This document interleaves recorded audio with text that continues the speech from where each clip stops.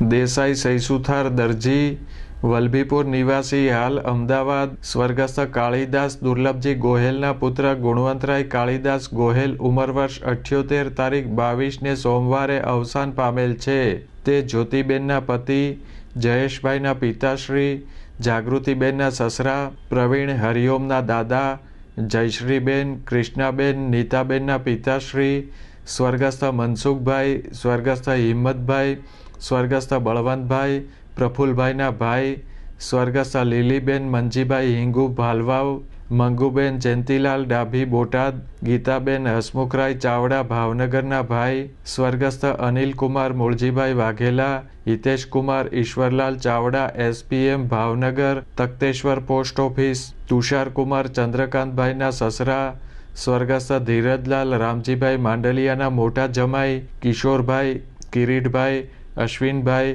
રસીલાબેન, તરલિકાબેન, નીતાબેનના બનેવી, સ્વર્ગસ્થ હિંમતલાલ કાળીદાસ સરવૈયાના વેવાઈ થાય. સદગતની બંને પક્ષની સાદડી તારીખ 26ને શુક્રવારે સાંજે 4 થી 6 દરમિયાન દીપક હોલ, સંસ્કાર મંડળ ભાવનગર ખાતે રાખેલ છે.